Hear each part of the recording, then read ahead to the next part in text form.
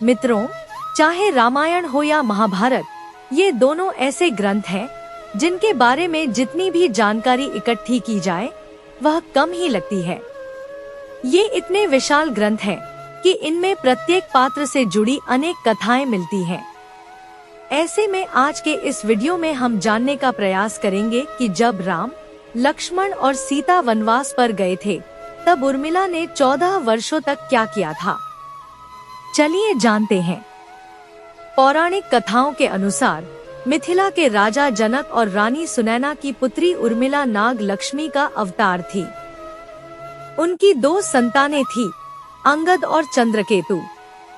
जब प्रभु श्री राम, माता सीता और लक्ष्मण वनवास के लिए जा रहे थे तब उर्मिला भी अपने पति लक्ष्मण के साथ वनवास जाना चाहती थी, लेकिन लक्ष्मण ने उन्हें मना कर दिया और कहा कि वृद्ध माता पिता की सेवा करना ही उनका कर्तव्य है। इस कारण उर्मिला को 14 वर्षों तक अपने पति से अलग रहना पड़ा। लेकिन इन 14 वर्षों में उर्मिला ने क्या किया? यदि आप जानते हैं तो कमेंट में अपने विचार अवश्य साझा करें, और यदि नहीं जानते तो इस वीडियो को अंत तक देखें। मित्रों, पौराणिक कथाओं के अनुसार रामायण में बताया गया है कि जब राम, लक्ष्मण, भरत और शत्रुघ्न का जन्म हुआ तब राम, भरत और शत्रुघ्न अन्य बच्चों की भांति कुछ देर रोने के बाद चुप हो गए थे, लेकिन लक्ष्मण रोते ही रहे। फिर जब उन्हें राम के बगल में लिटाया गया तब उनका रोना बंद हुआ। तभी से वे राम की परछाई बन गए। लक्ष्मण के लिए राम ही सब कुछ थे, माता पिता, गुरु और भाई। उनकी सेवा और आज्ञा का पालन ही लक्ष्मण का मुख्य धर्म था। वे सदा राम के साथ छाया की तरह रहते थे और उनके प्रति किसी भी अपमानजनक शब्द को सहन नहीं कर सकते थे। वास्तव में लक्ष्मण का वनवास राम के वनवास से भी अधिक कठिन था। जब राजा दशरथ ने राम को 14 वर्षों के वनवास का आदेश दिया तो लक्ष्मण ने भी उनके साथ वन जाने का निर्णय लिया। उर्मिला एक आदर्श पतिव्रता स्त्री थी और अपने पति लक्ष्मण के साथ वनवास जाना चाहती थी, लेकिन लक्ष्मण ने उन्हें मना कर दिया। उर्मिला ने बहुत मिन्नतें की क्योंकि वह अपने पति की सेवा करना चाहती थी और उनके हर सुख दुख में साथ रहना चाहती थी। लेकिन लक्ष्मण ने कर्तव्य और धर्म की दुहाई देकर उर्मिला को वन जाने से रोक दिया। लक्ष्मण ने उर्मिला से कहा, मैं अपने भ्राता राम और भाभी सीता की सेवा के लिए जा रहा हूँ। मैं नहीं चाहता कि मेरी सेवा में कोई भी कमी रह जाए। अयोध्या के राजा और माताओं को तुम्हारी आवश्यकता है। उर्मिला के लिए यह बहुत कठिन समय था, लेकिन उन्होंने दिल पर पत्थर रखकर अपने पति की बात मान ली और उनके साथ नहीं गई। जब लक्ष्मण वनवास के लिए प्रस्थान कर रहे थे तब भी उर्मिला ने अपने आंसू नहीं बहाए, क्योंकि लक्ष्मण ने उनसे एक और वचन लिया था कि वे कभी भी आंसू नहीं बहाएंगी। लक्ष्मण ने कहा कि यदि उर्मिला अपने दुख में डूबी रहेंगी तो वे अपने परिजनों का ठीक से ख्याल नहीं रख पाएंगी। ऐसे में जब उर्मिला एक नवविवाहिता थी और उनका वैवाहिक जीवन अभी शुरू ही हुआ था, तब भी उन्होंने अपने कर्तव्य और धर्म का पालन किया। उन्होंने न केवल अयोध्या में अपने परिवार की देखभाल की, बल्कि 14 वर्षों तक लक्ष्मण के लिए तपस्या भी की। लक्ष्मण के वनवास जाने के बाद उर्मिला के पिता अयोध्या आए और उर्मिला से मायके चलने का अनुरोध करने लगे, ताकि माँ और सखियों के बीच रहने से पतिवियोग का दुख कुछ कम हो सके। परंतु उर्मिला ने अपने मायके मिथिला जाने से इनकार करते हुए कहा कि पति की आज्ञा अनुसार पति के परिजनों के साथ रहना है और दुख में उनका साथ छोड़ना उसके लिए अधर्म है। यह उर्मिला का अखंड पतिव्रता धर्म था। वन में जब राम और सीता अपनी कुटिया में विश्राम कर रहे थे तब लक्ष्मण प्रहरी के रूप में कुटिया के बाहर पहरा दे रहे थे। तभी रात में उनके समक्ष निद्रा देवी प्रकट हुई। लक्ष्मण ने निद्रा देवी से वरदान मांगा कि उन्हें 14 वर्षों के लिए निद्रा से मुक्त कर दे। निद्रा देवी ने लक्ष्मण को वरदान दे दिया लेकिन साथ में यह भी शर्त रखी कि उनके हिस्से की निद्रा किसी न किसी को लेनी पड़ेगी।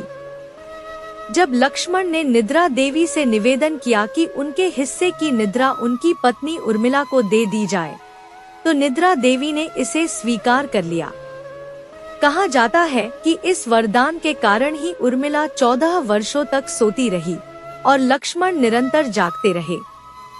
वनवास से अयोध्या लौटने के बाद जब राम का राज्याभिषेक हो रहा था, तो उस समारोह में उर्मिला भी थी, लेकिन वे नींद की अवस्था में थी। यह देखकर लक्ष्मण जोर जोर से हंसने लगे।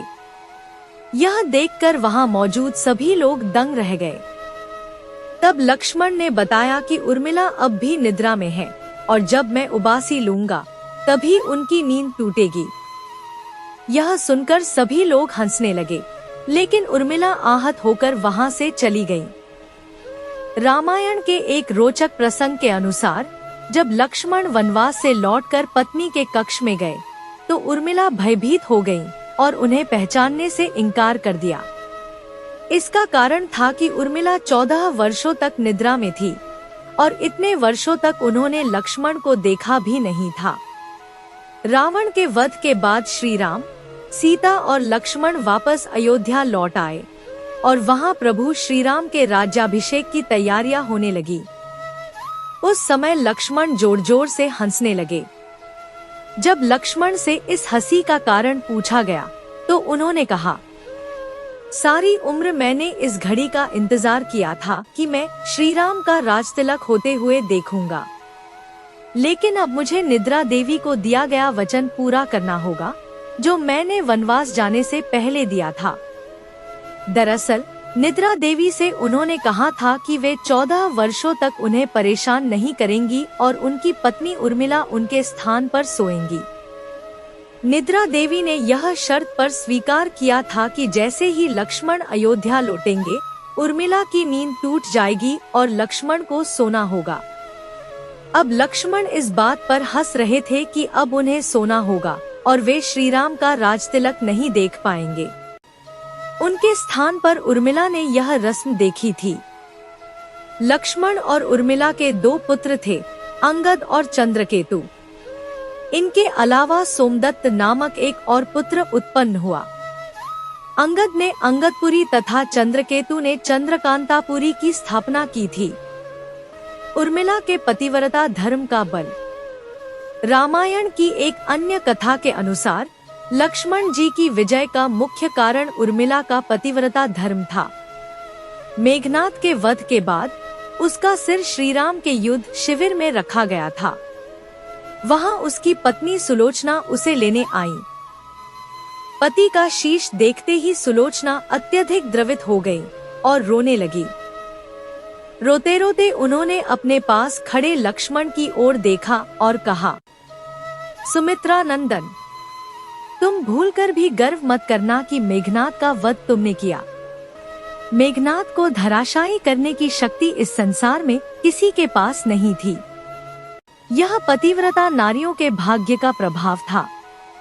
अब आप सोच रहे होंगे कि यदि उर्मिला 14 वर्षों तक सोती रही, तो सास और अन्य परिजनों की सेवा करने का जो वचन लक्ष्मण ने दिया था, वह कैसे पूरा हुआ?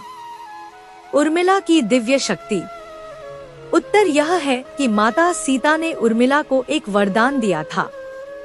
उस वरदान के अनुसार उर्मिला एक साथ 3 कार्य कर सकती थी।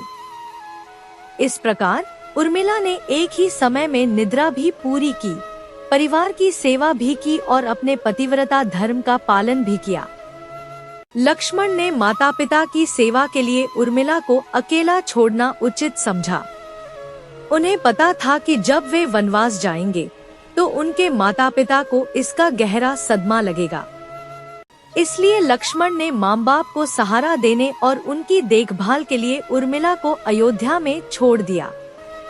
कुछ पौराणिक मान्यताओं के अनुसार लक्ष्मण ने उर्मिला के नाजुक कंधों पर बहुत बड़ी जिम्मेदारी डालकर वनवास का निर्णय लिया था।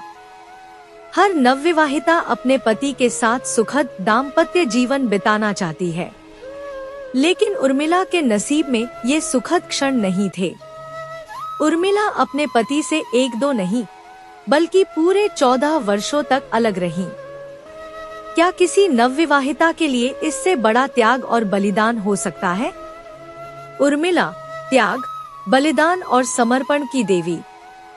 इतने त्याग, बलिदान और कष्ट सहने के बावजूद उर्मिला रामायण के अन्य पात्रों के बीच कहीं दबकर रह गई। आज की आधुनिक दृष्टि से देखा जाए तो उर्मिला न केवल रामायण की सबसे महान पतिव्रता थी, बल्कि त्याग, बलिदान और समर्पण की देवी भी थी। आपका क्या विचार है? तो मित्रों, आज के वीडियो में बस इतना ही। क्या आपको यह कहानी पहले से पता थी? हमें कमेंट करके जरूर बताइएगा। धन्यवाद।